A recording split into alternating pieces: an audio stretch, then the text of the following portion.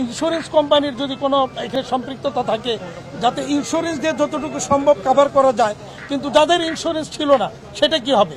আমরা বিনীত অনুরোধ করব সরকারকে যে এটাকে আইডেন্টিফাই করে তাদেরকে অন্তত সরকারের পক্ষ থেকে যেন এই ক্ষতিপূরণটা দেওয়া হয়। এবং দেশের রপ্তানি খাত সবচেয়ে বড় ক্ষতিগ্রস্ত। যে পণ্য এখানে ছিল সেটা তো পড়া গিয়েছেই, কিন্তু এই পণ্যটার কারণে যেই পণ্যগুলি আমাদের রপ্তানি বাধাগ্রস্ত হবে সেটাও কিন্তু একটা বিশাল বড় রপ্তানির পরিমাণ, কিন্তু ওখানে কয়েক হাজার কোটি টাকা হবে। সুতরাং এই ধরনের একটা পরিস্থিতিতে সরকারের সহযোগিতা ছাড়া কোনোভাবেই আমাদের এগোনো সম্ভব না। আর সবচেয়ে বড় প্রশ্ন হয়ে দাঁড়িয়েছে যে এরকম একটা কেপিআই, কি পয়েন্ট ইনস্টলেশন সিস্টেম, সেখানে এত বড় একটা অগ্নি দুর্ঘটনা কি করে ঘটতে পারে এবং এটা যে কতটুকু অরক্ষিত তা কিন্তু আঙ্গুল দিয়ে দেখিয়ে দিল এই অগ্নি দুর্ঘটনা। আমাদের ইন্ডাস্ট্রিতে আমরা সর্বোচ্চ সেফটি এনশিওর করে থাকি, তাহলে সরকারের দেশের সবচেয়ে গুরুত্বপূর্ণ অর্থনীতির দুইটা জায়গাকে আমরা চিহ্নিত করি, একটা চট্টগ্রাম বন্দর অর্থনীতির প্রাণ, আরেকটা হচ্ছে ঢাকার এয়ারপোর্টের এই কার্গো ভিলেজ।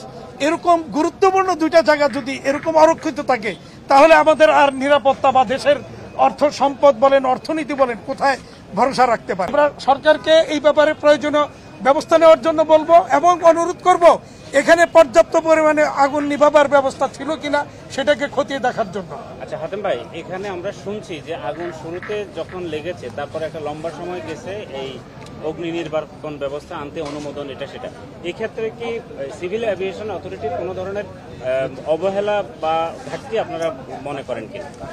অবশ্যই সিভিল এভিয়েশন আমাদের, যেমন আমাদের ইন্ডাস্ট্রিতে আমরা একটু ফায়ার এক্সটিংগুইশার থাকে, দ্বিতীয়ত আমাদের এখানে পানির নানা রকমের পানির সিস্টেম, হাইড্রেন্ট সিস্টেম আমাদের থাকে, এবং আমরা সাথে সাথে আপনারা দেখে থাকবেন অধিকাংশ প্রতিষ্ঠানে আমাদের আগুন লাগলে আমরা নিজেরাই কন্ট্রোল করতে সক্ষম হই। তাহলে সরকারের এরকম একটা গুরুত্বপূর্ণ জায়গায় সিভিল এভিয়েশনের কি সেই প্রস্তুতি কি ছিল না? এর যদি না থেকে থাকলে তাইলে এর জন্য দায়ী কারা, এটা খুঁজে বের করা দরকার।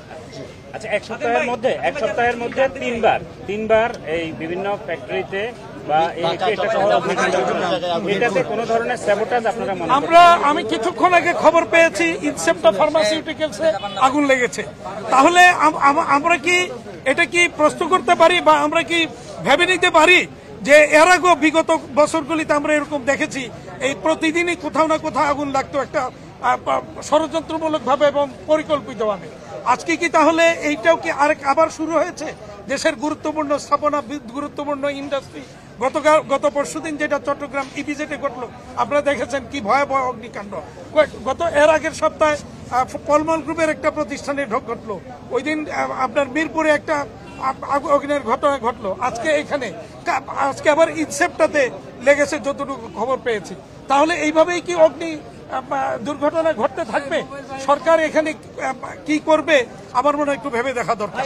এখানে ক্ষতির পরিমাণ কেমন? বৈশ্বিক বাণিজ্যের মধ্যে যখন আমরা এত কমপ্লায়েন্সের কথা বলি, যেখানে এরকম একটা কেপিআইতে আগুন লাগা, আপনাদের যে মানে অ্যাসুরেন্স মার্কেটের উপর ছিল বা আপনাদেরকে যে বিশ্বাস বায়াররা করছে, সেইখানে আপনারা কত ইমেজ হারাইছেন আর কত অর্থনৈতিক ক্ষতি হতে পারে বলে মনে করেন? হ্যাঁ, ইমেজ তো অবশ্যই, এটা আমাদের যে বহির্বিশ্বে যে সমস্ত ক্রেতারা রয়েছেন তারাও কিন্তু এটা নিয়ে খুব উদ্বিগ্ন, এবং একটা ইমেজ ক্রাইসিস তো অবশ্যই ঘটবে যে এত বড় একটা জায়গায়, এরকম একটা গুরুত্বপূর্ণ জায়গায় এই ধরনের অগ্নিকাণ্ড ঘটলে তাহলে সারা দেশটাই কি অরক্ষিত কিনা এই প্রশ্ন কিন্তু বহির্বিশ্বে আসবে।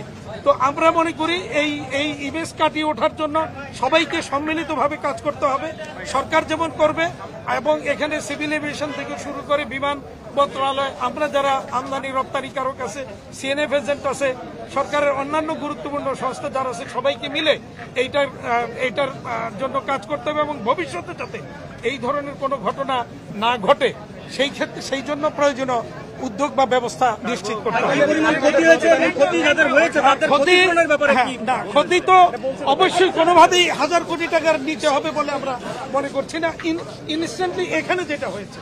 আর এর বাইরেও এই পণ্য দ্বারা যে রপ্তানি হতো সেইটা আরো অনেক হাজার কোটি টাকা, সেটার পরিমাণ এখন আমরা পাইনি। আমরা আজকে সকালেই আমাদের মেম্বারদের কাছে একটা সার্কুলার দিয়েছি, আগামীকালের মধ্যে যেন আমাদেরকে অবহিত করে কার কি পরিমাণ ক্ষতি হয়েছে এটা আমাদেরকে